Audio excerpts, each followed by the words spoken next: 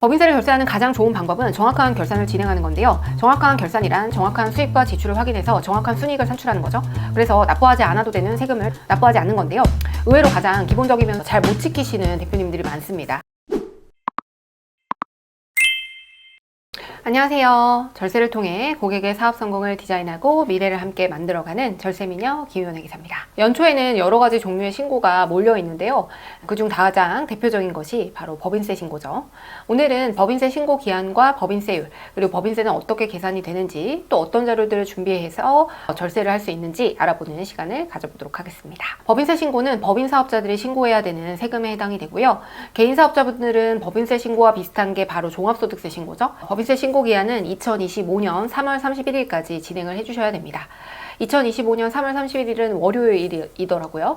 해당 기한까지 세금 신고와 납부를 전부 진행해 주셔야 됩니다. 법인세율은 개인 사업자가 적용받는 세율인 소득세율에 비해서 굉장히 유리해요. 현행 세법상 2억 원 이하는 9%, 2억 원 초과는 19%, 200억 초과는 21%, 3천억 초과는 24%가 되죠.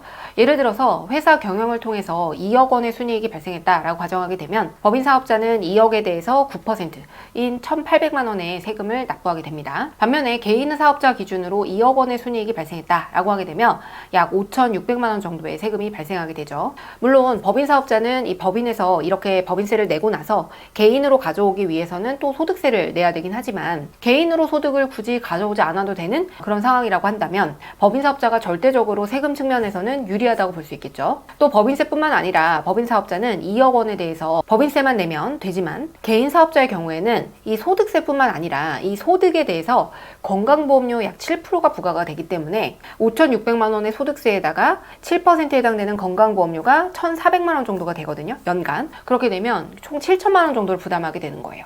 법인 사업자에 비해서는 5,200만 원 정도가 더 많은 세금과 공과금을 내기 때문에 불리하다고 볼 수 있겠죠. 따라서 지금 당장 법인에서 개인으로 자금 인출을 즉각적으로 해야 되는 상황이 아니라고 한다면 법인에 법인세만 낸 뒤에 소득을 유보하고 덜 낸 세금으로 다른 곳에 적절히 투자를 해서 자산을 증식해 나간다면 더 유리하다고 볼 수밖에 없겠죠. 법인세를 계산하는 방법을 말씀드리면 법인세는 최종적으로 남는 순이익에 대해서 부과가 됩니다. 따라서 법인이 벌어들인 수입에서 지출한 비용을 모두 차감한 뒤에 남는 순이익에 대해서 보통 9에서 19% 정도의 법인세율이 부과된다라고 보시면 됩니다. 이렇게 법인세를 내고 난 나머지 금액이 결국에는 이익잉여금이라는 곳에 집결이 돼서 추후에 주주들에게 배당을 할 수 있게 되는 것이죠. 예를 들어서 2억 원의 순이익이 발생을 했고 세금이 1,800만 원 정도 발생을 했다라고 가정을 해보겠습니다. 그러면 세금을 낸 뒤에 남는 순이익은 1억 8,200만 원이 되는 거고 이 금액을 해당 법인의 주주가 배당을 할 수 있는 거죠. 배당은 기본적으로 1년에 한 번 주주총회 결의를 통해서 한 번만 배당을 하는 것이 원칙이지만 만약에 정관 등의 중간 배당에 대한 규정을 해두었다면 1년에 한 번 더 추가로 이사의 결의를 통해서 중간 배당을 할 수 있어요. 따라서 배당이라는 거는 마음대로 아무 때나 할 수 있는 건 아니고요. 회사가 돈을 못 벌면 아예 배당 자체가 불가능한 겁니다. 그래서 법인을 운영하는 대표자, 주주분들은 이런 사실을 좀 인지하시고 적당한 때에 적절한 금액의 배당 전략을 취하는 것이 중요하다라고 할 수 있겠죠.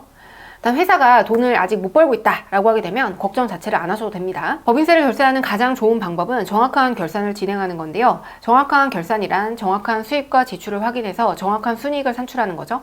그래서 납부하지 않아도 되는 세금을 납부하지 않는 건데요. 의외로 가장 기본적이면서 잘 못 지키시는 대표님들이 많습니다. 정확한 결산을 위해서는 평소에 이 법인 통장을 통해서 거래를 할 때 잘 기록을 해두시는 습관이 중요해요. 항상 법인 통장을 통해서 거래를 하셔야 되고 개인 통장 말고 또 회사 규모가 크지 않아서 아직 격리 지원을 줄 수 없는 상황이라고 한다면 사업 초기에는 이제 법인 통장을 여러 개 만들기보다는 하나로 몰아서 사용하는 것이 더 좋습니다. 대출을 받았다면 관련된 이자 비용을 비용 처리해야 되기 때문에 결산을 할 때 연간 납입한 이자 내역서를 받아서 제대로 반영을 했는지 확인을 해주시는 것이 중요하겠고요. 보험료나 공과금이나 이런 것들이 누락되지 않았는지 꼭 확인을 하셔야 됩니다. 각종 영수증을 분실했다면 이 세금과 관련된 거는 정부24 사이트에서 지방세 세목별 과세증명원을 출력해서 보관을 해두시면 돼요. 또 이자소득이 발생을 했다면 은행에서 이자소득 원천징수 영수증을 발급받아서 선납한 세금이 있는지 확인을 하고 이거를 반영하면 세금을 줄일 수 있습니다.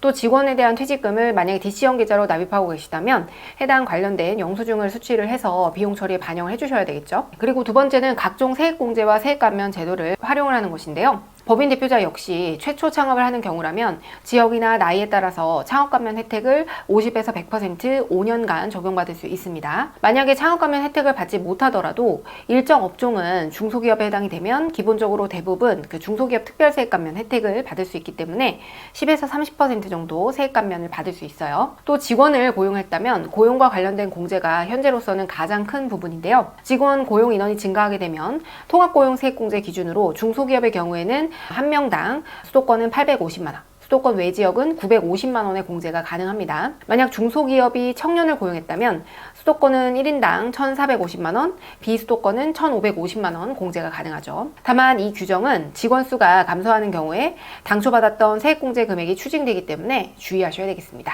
오늘은 법인 사업자분들을 위해서 세금 신고 기한과 세율, 그리고 절세법에 대해서 알아봤는데요.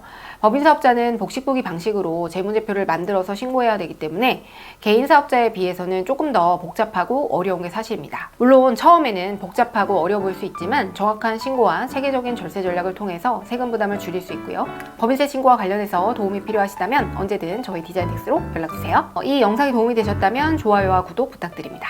저희 디자인텍스는 13년간 세금 신고 경험을 바탕으로 고객님의 상황에 맞는 최적의 절세 전략을 제시해드리고 있습니다.